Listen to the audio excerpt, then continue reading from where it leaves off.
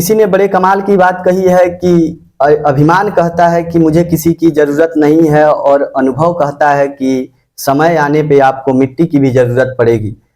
नमस्कार दोस्तों, मैं रवि राज। आज मैं एक छोटी सी कहानी लेके आया हूँ जो अपने आप में बहुत कुछ कहता है। ये जो कहानी है, एक सेठ और एक नौजवान लड़के की बीच की कहानी है।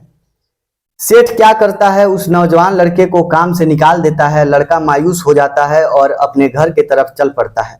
तभी रास्ते में एक आवाज आती है कि मुझे एक मजदूर की जरूरत है, कोई मजदूर मिलेगा। तभी नौजवान जो लड़का है पीछे मुड़ के देखता है तो एक बुजुर्ग व्यक्ति होते हैं। फिर वो नौजवान लड़का बुजुर्ग व्यक्ति के पास जाता है और बोलता है, क्या बाबा जी, क्या बात है, आपको किस चीज की जरूरत है? तो बुजुर्ग व्यक्ति कहते हैं, मेरे पास ये 3 झोलियां हैं, बहुत भारी है, मुझे अगले गांव में जाना है, तो मुझे भारी बहुत ज़्यादा हो जा रहा है, इसके लिए एक मजदूर की आवश्यकता है। अगर तुम चाहो तो एक पोटली मेरा ले सकते हो, मैं इसके लिए तुमको 3 सोने के सिक्के देंगे। लड़का तैयार हो जाता है और एक जो पोटली है उसको ले लेता है, झोला को, और चल पड़ता है। आगे बढ़ते जाता है तो बूढ़े बाबा से पूछता है कि बाबा इसमें क्या है? तो बाबा बोलते हैं कि इसमें तांबे के सिक्के रखे हुए हैं।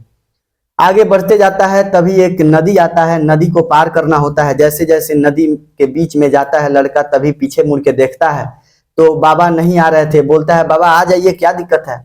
तो लड़का जो है बाबा से कहा, आ जाइए बाबा, कोई दिक्कत की बात नहीं है, पानी समतल है। बाबा बोलते हैं, बेटा बहुत भारी है ये दोनों झोलियां, मेरा संतुलन बिगड़ जाएगा, इसमें से एक झोला तुम ले लो और तब मैं आसानी से पार कर पाऊंगा नदी को।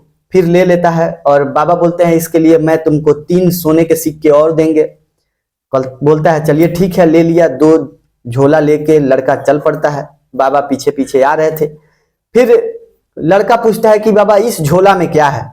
तो फिर जो बुजुर्ग व्यक्ति थे बाबा बोलते हैं कि इसमें चांदी के सिक्के हैं।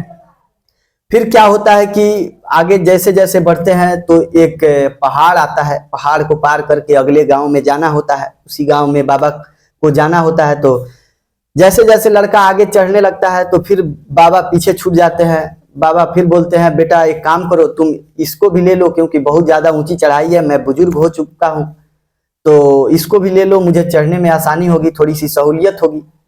फिर जब ले लेता है तो पूछता है वो नौजवान लड़का कि बाबा इसमें क्या है, इस पोटली में?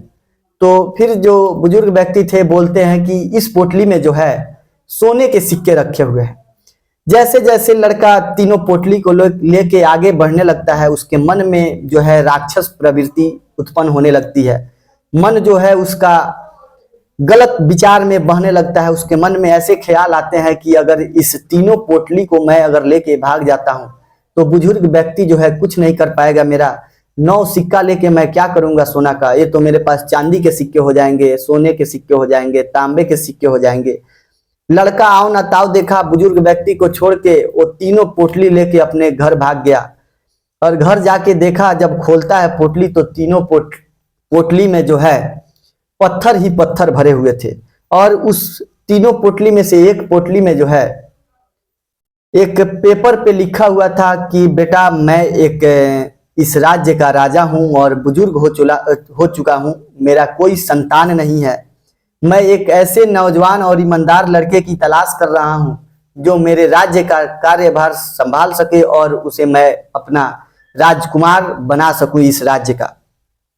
ये पढ़ने के बाद जो है वो अपना माथा पकड़ लेता है और बैठ जाता है। दोस्तों, ये छोटी सी कहानी बहुत कुछ कह के जाती है। अगर उसके मन में अगर राक्षस प्रवृत्ति उत्पन्न नहीं हुए होते तो आज वह लड़का उस राज्य का राजकुमार होता और पूरे राज्य का मालिक होता।